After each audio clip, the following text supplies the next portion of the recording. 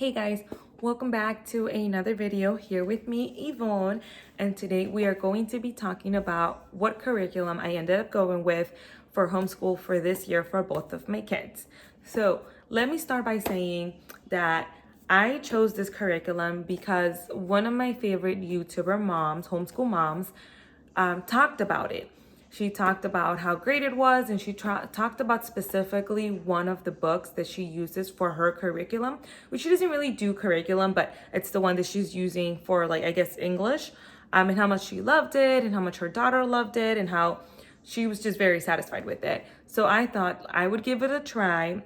I ordered some stuff from them first. I kind of liked it, and then I went ahead and went crazy and ordered most of the things that I'm going to be using for homeschool this year. I ordered them from them. And what I am using for homeschool is Master Books.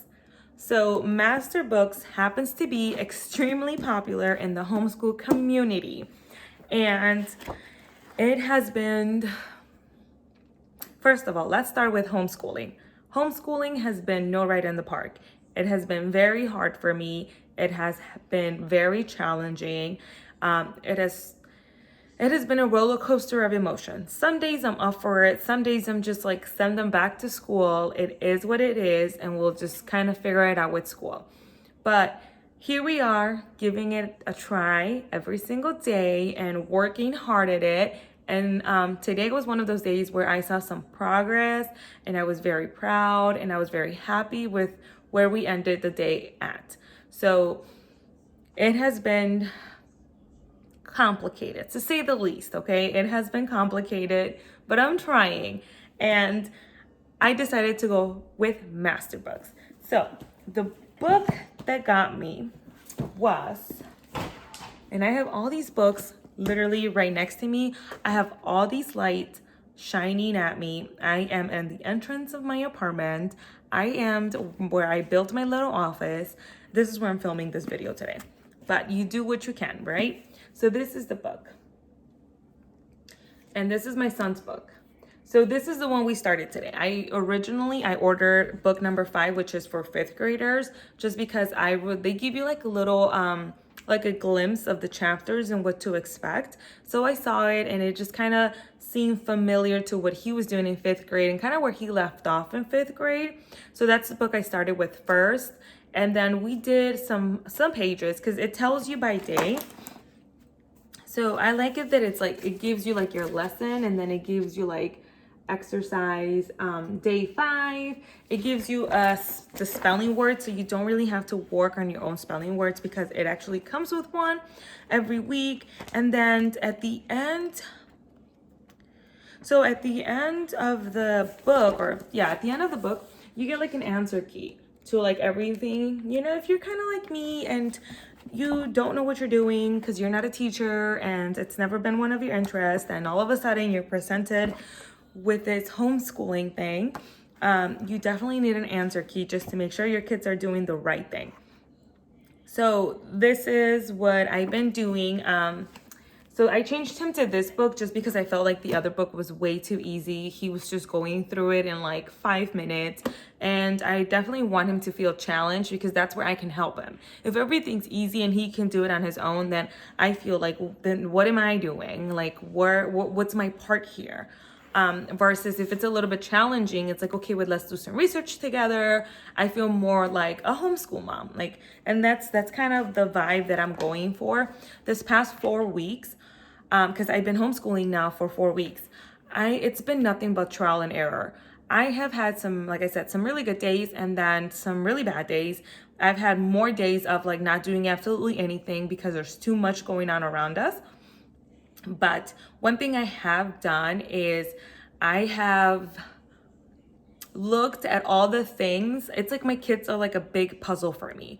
And I'm seeing all the pieces that are missing for them so that I'm able to work with them in those missing pieces. I know that I can't do everything for them and with them. Like, I understand that. That was complicated the first week because I wanted to teach English, math, reading, spelling, I want to teach art and science and still make it fun and still be done by like 12 p.m. and go play outside and do all these things with them. And quickly I realized that I can probably only do like 3 to 4 subjects if I'm lucky a day, if I'm lucky. And even at that, it takes so long because one is in kindergarten and the other one is in 6th grade. So it's just completely different things that they're learning.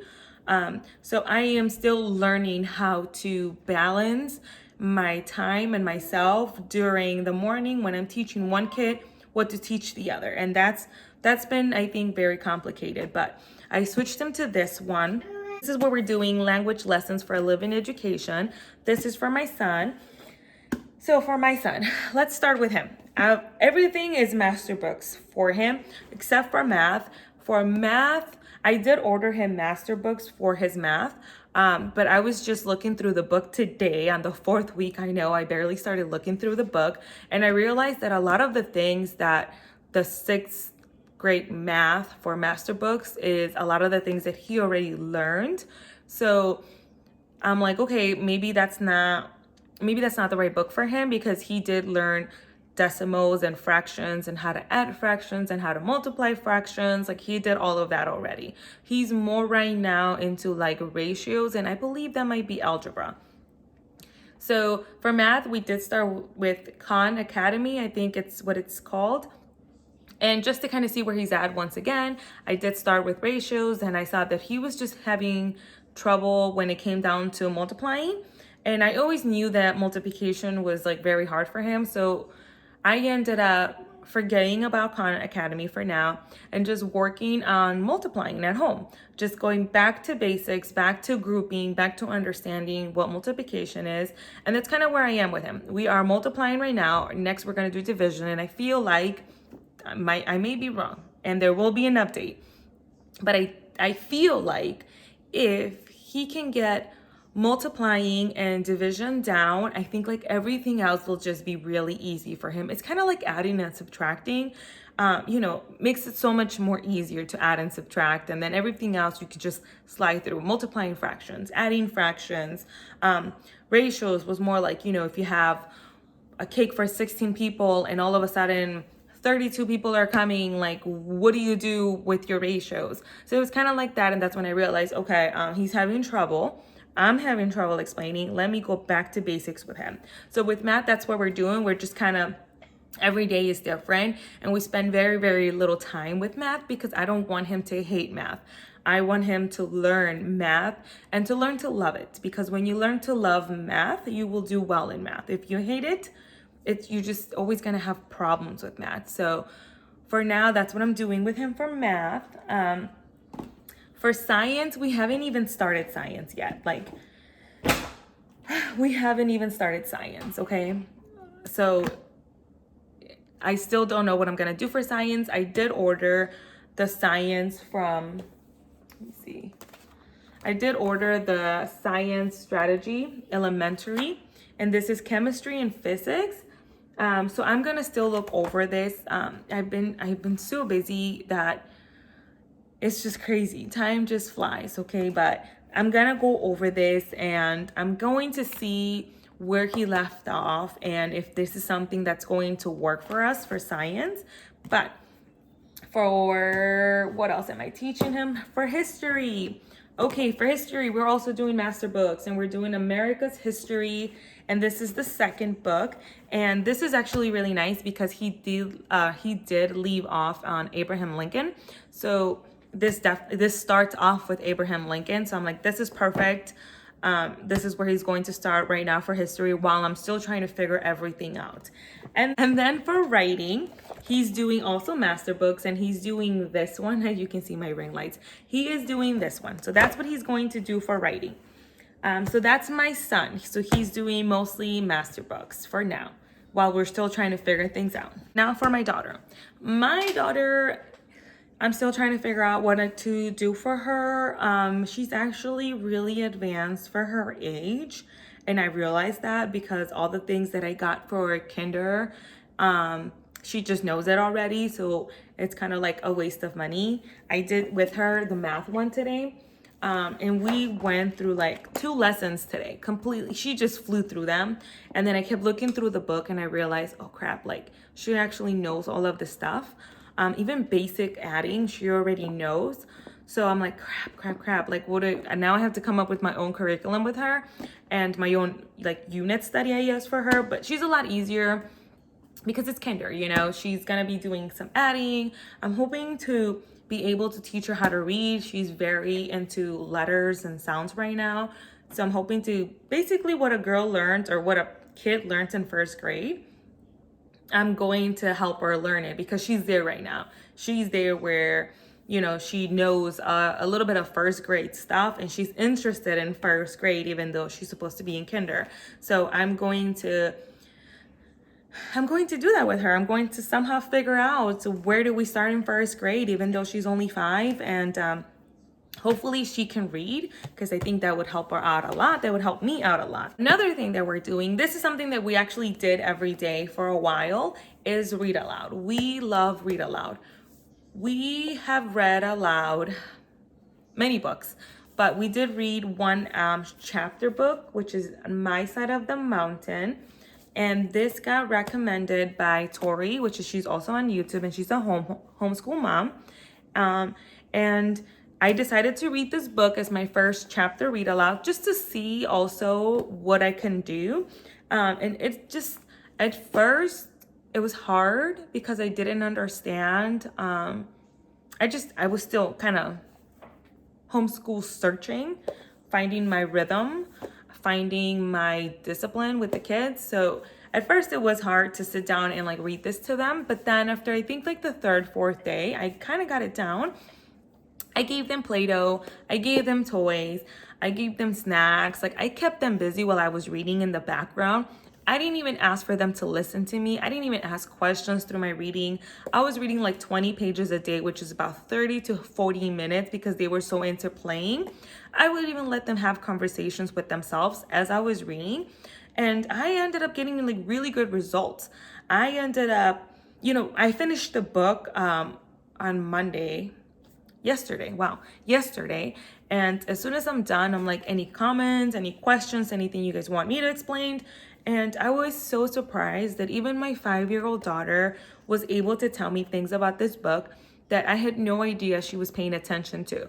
I was just surprised. I was so surprised and so proud of them, because who knew that they could play and actually pay attention to what I was reading to them. And that was really cool. So we did finish this book. And our next read aloud is going to be this one. So this is Charlotte's Web. I've never read it, but I've heard that it's a must. So I thought this would also be another easy read for my kids while they're playing with their Play-Doh, and I would read it to them. So read aloud. Let me just talk about read aloud for like 2 minutes, because I don't like this. I don't want these videos to be like super long, right? Read aloud. I have been reading this book called The Read Aloud Family. And I've been reading it for like a month now. I'm only on page 132. I read every page, and every page like just means something to me.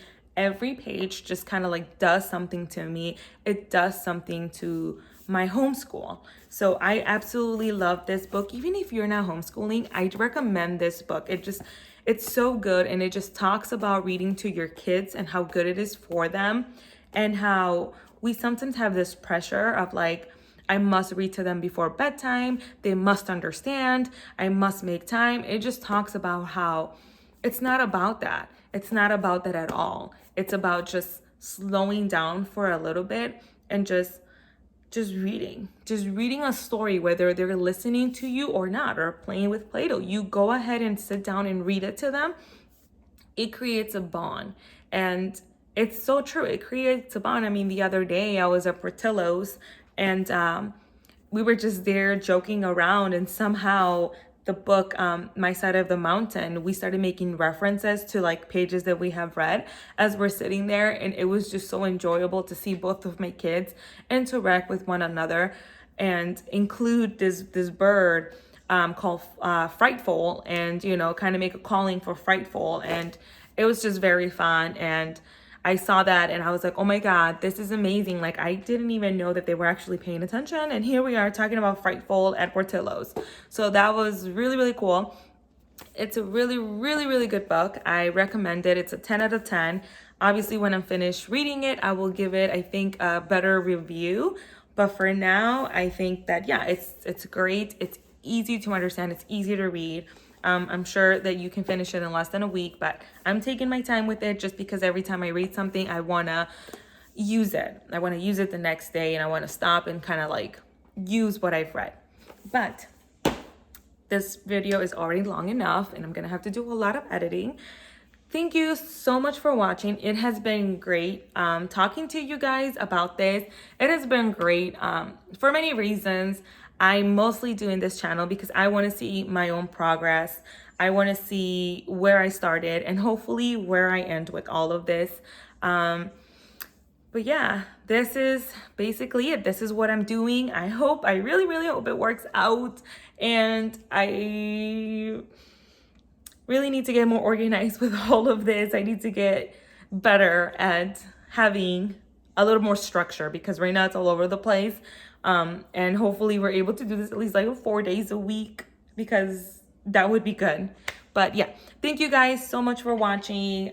Please like and subscribe to these videos. There will be another video on Thursday. I am trying to upload every Tuesday, Thursday, and Friday. Those are the days that I'm going to try and upload. So hopefully there's another video on Thursday. So until Thursday, I'll see you guys later. Bye. This is it. This is how I'm recording my video because my light sucks.